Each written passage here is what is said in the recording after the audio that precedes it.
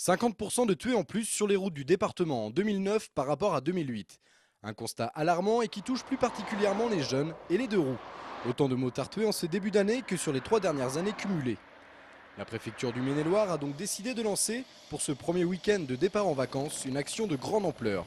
L'occasion de parler prévention grâce à de nombreux contrôles. C'est la première fois effectivement que nous mettons en place la surveillance par hélicoptère. En revanche, tous les week-ends de mai, tous les week-ends, les ponts, tous les week-ends, des jours fériés, ont fait l'objet d'un tel dispositif.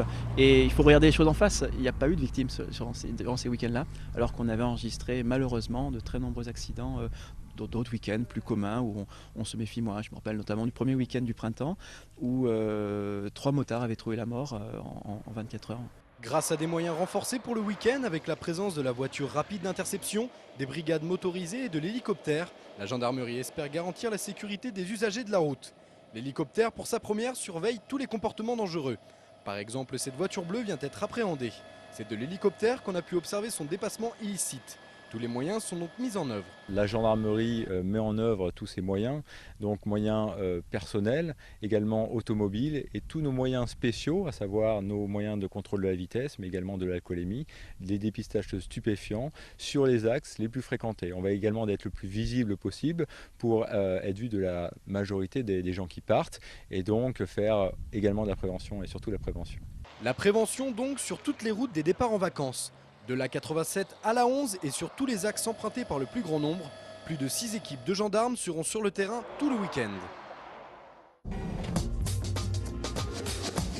Contrôle routier toujours, mais dans un autre style. Si vous êtes passé boulevard du Bon Pasteur cette semaine, vous avez certainement aperçu ces policiers. Ils sont en formation pour devenir policiers municipaux. Apprentissage oui, mais attention, vrai PV à la clé.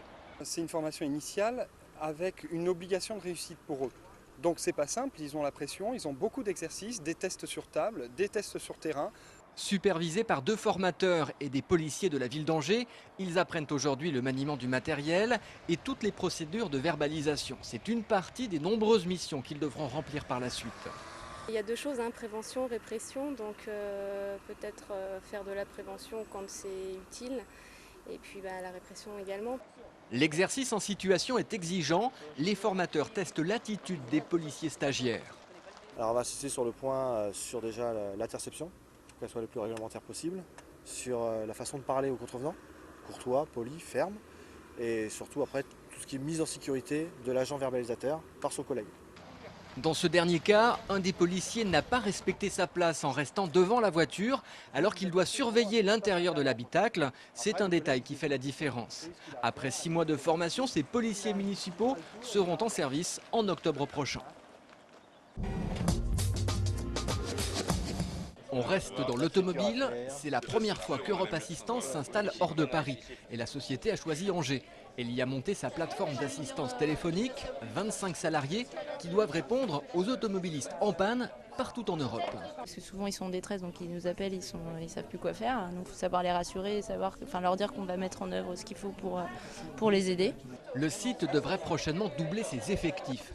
Il traite 10 000 appels par mois en moyenne, nettement plus ces jours-ci. Beaucoup de Français vont vouloir partir en vacances et profiter et mettre à profit les quelques mois difficiles qu'ils ont vécus. Donc il y a beaucoup de gens qui vont prendre leur voiture et ces gens-là vont peut-être avoir pour certains besoin d'assistance. Panne, accident, les conseillers répondent à toutes les situations, même si certaines leur échappent. Les pannes les plus pénibles, c'est la perte de clé le plus souvent parce qu'on n'a pas toujours la possibilité d'aider les gens parce que c'est un facteur qui est souvent hors contrat en fait.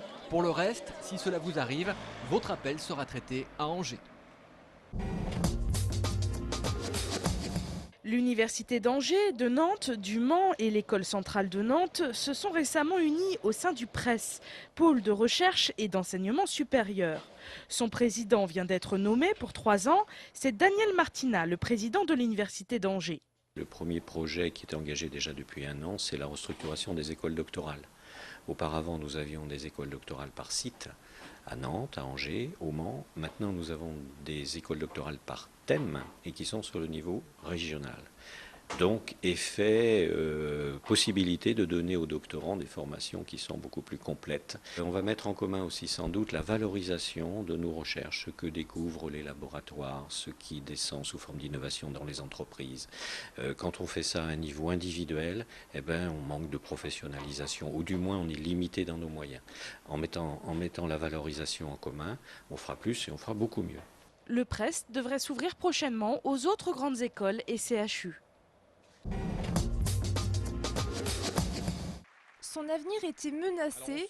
Finalement, le festival du Scoop aura bien lieu du 16 au 28 novembre prochain, et cela malgré des restrictions budgétaires. Le thème de cette 24e édition sera la pipolisation de l'information. C'est souvent le casse-tête des propriétaires de camping-cars, trouver une aire de stationnement pour y passer la nuit. Une problématique qu'Élie Jarry connaît bien.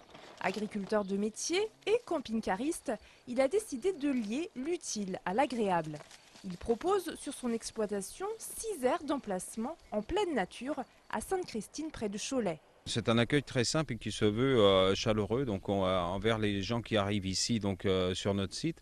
Donc on les accueille au mieux, comme s'ils rentraient dans notre famille, histoire d'une journée, d'une soirée. Donc là on les attend, on essaie de bien les bichonner, c'est important. Sanitaire, aire de vidange, douche. Ici c'est comme au camping, mais avec la convivialité et un cadre bucolique en plus. Une formule qui a séduit Christophe. L'avantage est que beaucoup de silence, des animaux.